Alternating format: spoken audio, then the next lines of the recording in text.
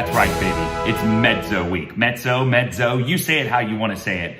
Nonetheless, we are going to hear from the big girls of opera today. I am so excited, absolutely love mezzos. I married a mezzo, for goodness sake, so I overcommitted. And today we're going to hear and break down one of their biggest climactic moments. If you're just joining us, this is Nick at 9, an opera variety show right here on the TDO network. I'm Nicholas Brownlee. I'm your host. And if you've been watching, we've been doing a series on great moments in opera and breaking it down voice type by voice type, or Fach, if you want the fancy German term. It just means division is all it means. So we've been going Fach by Fach. And so we started with tenors, because I love tenor. And then we went to sopranos. Last week we broke down to Puy Lejour. And this week, funny enough, we're breaking down the exact same note, a B natural, in the score. But what I thought would be interesting is using the same exact note to just delineate what the difference between a mezzo and a soprano. There's a lot of talk.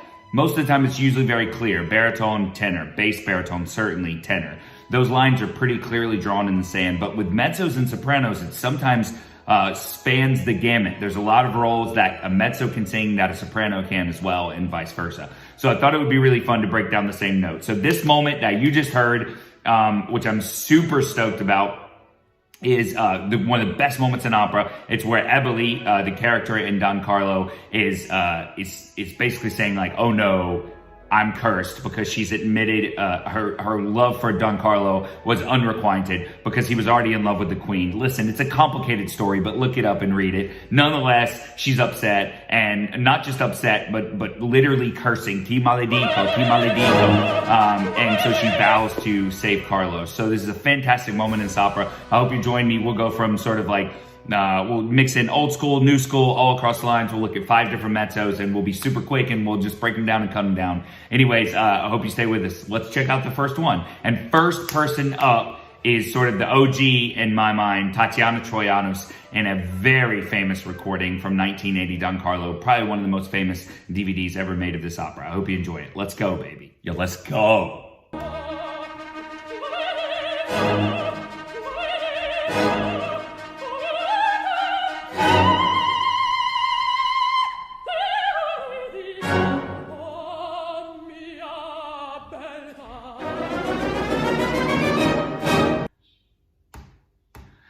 I mean, listen, I love that. So a couple of quick things about this particular clip. Tatiana Troianos, of course, tragically was taken much too young. She was taken in her 50s from cancer. And, it's one of those things where you often question, you do a lot of weird psychological questioning, she gave us so much so soon. And that is so special, and it's so rare, and you see it in this clip. And the thing that I respond to with Troianos, listen, again, this is with all due respect to these great voices of all time. Who the heck am I?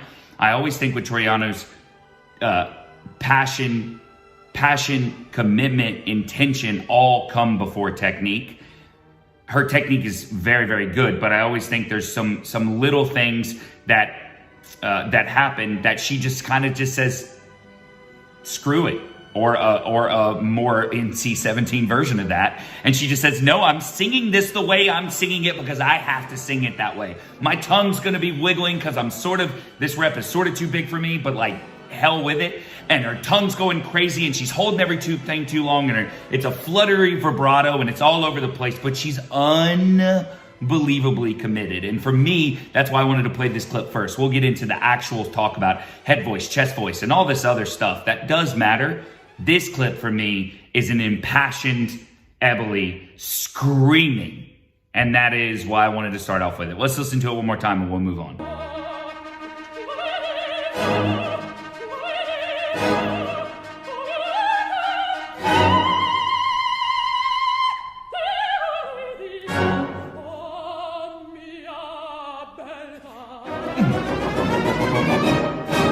Let's go. Now, next up is we're going to switch directly to new school. One of the best current singers singing this repertoire and all the sort of big voice repertoire for mezzos is Jamie Barton. Jamie is a great person. like a really fun, really cool person, but also extraordinary singer. And I've seen her sing on a number of occasions, and it's this just velvet, huge, beautiful sound that just hits you immediately and stays with you all night. And for some reason, you always leave the opera house humming her tunes, which I think is what every singer would want to say about themselves. So let's listen with no further ado. Let's just get right into it. Go for it, Jamie.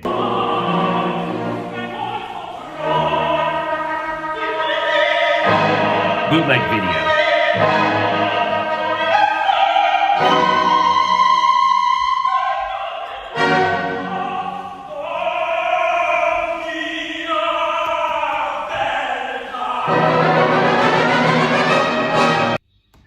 Now, this is a good talking point to say, B natural, it's a C flat in the score, but it doesn't matter. It's a B natural in harmonic equivalence in freshman year theory. It's about the highest note that you can ask for a mezzo, and certainly mezzos of this size in vocal weight. We talked a lot about sort of the difference in vocal weight, and it's sort of like asking a Mack truck to like turn and maneuver like a Lamborghini. It's very difficult. Both of those things have their place, but both of those things have their place in their own environment. So when you put such a high note in this moment, it's very, very, very difficult. I think Jamie handles it beautifully here. I think it's an example of a mezzo that is like going up and up and up, and realizing that sort of dark, domey sound that we love in mezzos so much, it literally is impossible on a B natural. B flat is about as high as you can bring that up until, and we'll hear in all of them. So you kind of got to make what I call the soprano box face. So Jamie's you can see in her face, it's very, and then she gets to the B natural and she sort of goes, because she has to. Because you can only pull over so often. That's very interesting in this clip. And we'll get into chest voice in a second, but the way she transitions down and goes from sort of this like, ooh, sound is so impreb kind of busted today. I have a performance later. Oh no. I'll be all right. So I think that's very interesting, and Jamie does a great job. Let's hear her do it one more time.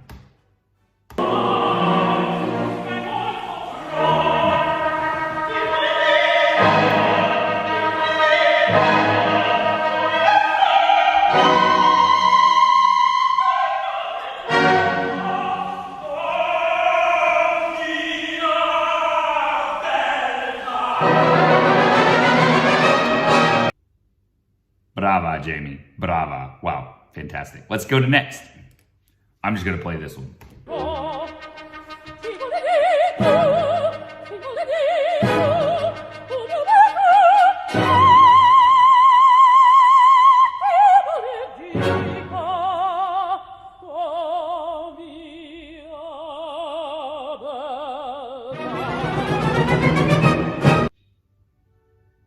Pretty wild. That's pretty wild. That, of course, if you don't know, is Delora Zajic. And Delora, I would say, is probably the most famous American singer known for doing this big rep. I have heard Delora Zajic a few times and have been blessed to hear her. And it is probably next to like Marco Berti or someone like that. It's probably, or Alanya even, probably the biggest sound I've ever heard in my life in an opera house. And by big, I don't mean pushed. I mean like homegirl sitting in your shoulder, like these Bose headphones, and she's like, ka-ka, like in your ear all night. It is unreal how unbelievably like steely and solid it is, but still beautiful. Also, I think this is very interesting. This clip is from the same performance that Renee sang that perfect Depuis le Jour B natural. So these are two B naturals. The first one sounded like this.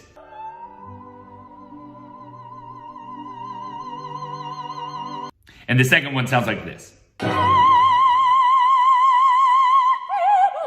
That to me is insane. The difference that it's the same person, it's the same gendered person, and they still can sound that different. So this is a perfect clip. As we listen to it again, I want you to really focus on the C, or the B natural is incredible, right? Fine, it's beautiful. But the way she comes back down into her chest and the way she navigates that, the way she kicks into it. And for this repertoire, we talked a lot about what are the three things: in tune, homogeneous sound, and tone quality.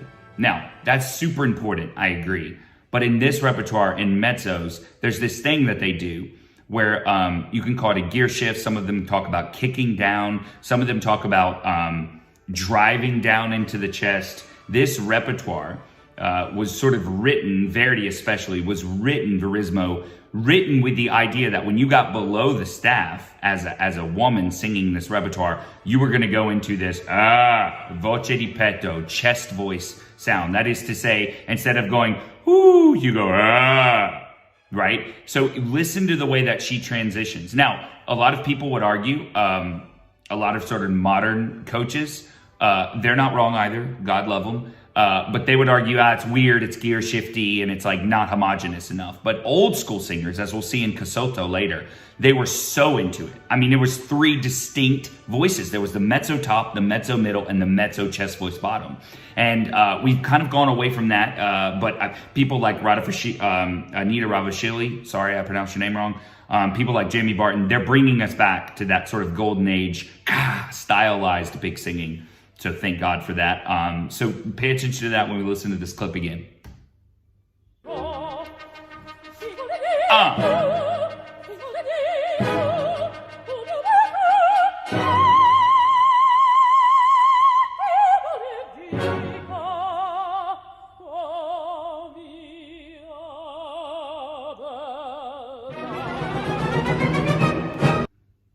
Queen of the chest voice. Let's go. So our penultimate voice of this breakdown, you have to have an Italian. It's Italian rep, right? Is Federica Casotto. She is very, very famous for this type of repertoire and famous for her chest voice. Funny enough, she did an interview and where the interviewer was asking, Stefan Zucker was asking her, how do you use chest voice? Let's talk about chest voice. And she said, no voce di petto, no chest voice. I don't use it, she said. And then you'll hear in this clip, literally, obviously she does. But what she was referring to is she's saying it all should sound like me. It also, we talked about it just last time, like it all should sound homogenous. Hers, to me, sounds a little bit more homogenous. It's not so clear, sort of like this is above the staff, this is in the staff singing, and this is below the staff singing. Now, that is to say, it's super clear when she goes into chest voice. So I think she was probably having a little bit of fun with the interviewer. But nonetheless, this is a lady who is famous, about as famous as you can be in the opera world, right? I mean, she could still go to Publix and buy a sandwich and no one would know her, but like famous in the opera world. And she, claims to have no chest voice, and she's the most famous woman for that. So pay attention to that. It's very interesting.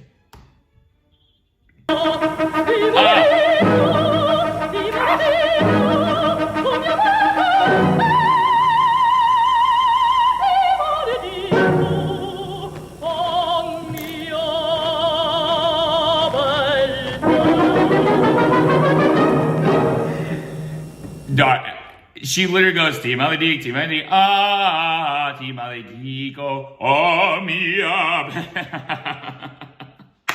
Let's just listen to that again. I don't even have anything else to say. Sure, no chest voice, sure.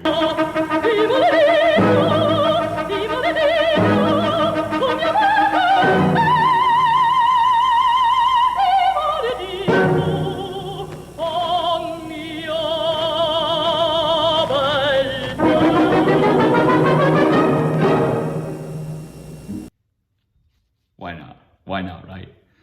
Oh my goodness. Okay, let's go to our final clip. My favorite singer of this repertoire in the world. So something I just wanted to say before we get to Elena Obraztsova, my favorite singer of this repertoire. There are a lot of singers, the Shirley Verrett, the Christine Gerke even for a modern example, who sing this aria who are quote unquote Zwischenfach. All that means is in between, right? Zwischen is just literally means in between in German. So they're in between Fachs. And as I alluded to in the beginning, a lot of women can sing this repertoire from different heights. Either you come from the top and sing down into it, or you come from the bottom and sing up into it. Now that's true for the most part in all of those ladies that we listened to earlier. They all can sing this repertoire. It is all right for them. But but there's always a little bit of you hear where they have to navigate. You hear the things that they have to do within the repertoire. Now, why do I think Elena Obratsova is the best at this repertoire? This rep is right for her. She didn't have to come up and you're worried about the C, even though she doesn't hold it long, which is fine. She didn't have to come down and she's worried about the chest voice. All of her color changes, all of her register changes, that is to say, all of her breaks, quote unquote, where the voice has to move into a new place. I think about it for the non-nerds out there, simply moving into a different shelf, right? So their voce di petto shelf is down here, the middle voice is here, and the high voice is here. Just think about it as different shelves. It feels like to me every time I watch her sing this repertoire, she really has a hold on how that all works. And it is just absolutely thrilling. And in my opinion, the best, am I going to say this? Yes, the best voice, best chest voice we have on recording, in my humble opinion. So with no further ado, I'll play you out on this one. Keep supporting the TDO network and everything we do here. Thank you guys. Hope you enjoy this video.